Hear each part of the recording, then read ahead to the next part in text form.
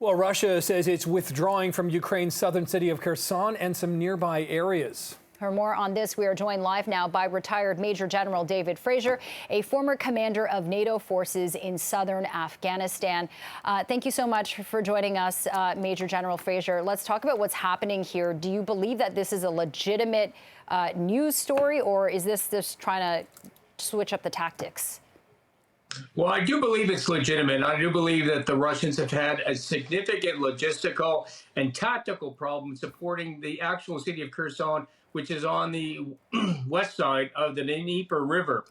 So them pulling back really just pulls back onto the side that they have absolute control of.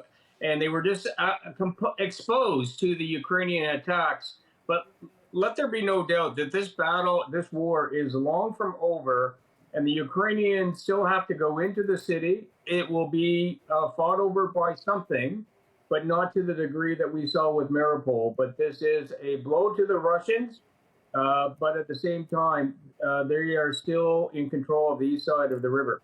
So how else would you interpret this move as well, retired Major General? I mean, on the one side, it looks like the Russians, retreating. That looks like, I don't know if you would call that a loss, or certainly like it's a moving back, or retreat, as it were. But at the same time, over the last several weeks, we've seen Russians taking out different parts of Ukraine's infrastructure, whether it's water, whether it's electricity, these sort of civilian targets that they're taking out, which seem in some eyes to be giving them almost an upper hand and sort of hitting Ukraine's where it hurts. How do you assess these two sides to this coin, it seems? Well, right now you've got two heavyweight fighters actually maneuvering right now. The Russians have decided not to get into a big fight that was going to lose a lot of equipment and men for the city of Kherson. They pulled back from a position of being exposed to a position of strength on the other side of the river, while at the same time they are attacking the Ukrainian infrastructure, which is easier for them to do and not going to lose as many soldiers.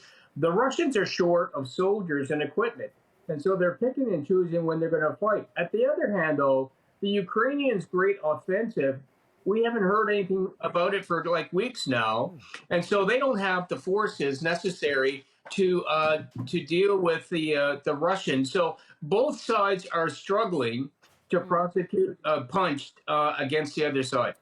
Mm-hmm. And we know that this is just one of the 4 places, Kherson, that was annexed by Russia. But we know that the Ukrainian forces have bombed and destroyed some bridges, so that the Russian Defense Ministry is saying they simply can't supply and function in this area. So going forward, do you think that's a strategy that the Ukrainians will take, is just to try to cut off as much infrastructure to the Russians as possible?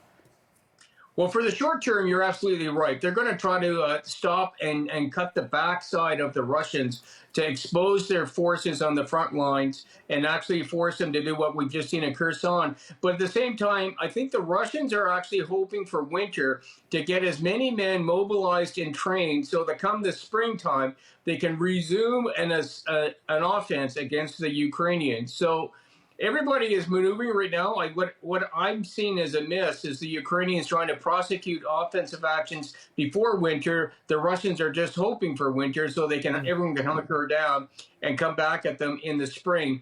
But this is now turning into something akin to the Great War, where everyone's just going to be in trenches and looking at the other side, and it's a stalemate. Yeah, much more prolonged indeed. Okay, retired Major General David Fraser, appreciate your time. Thanks so much for joining us. Thank you. Thank you.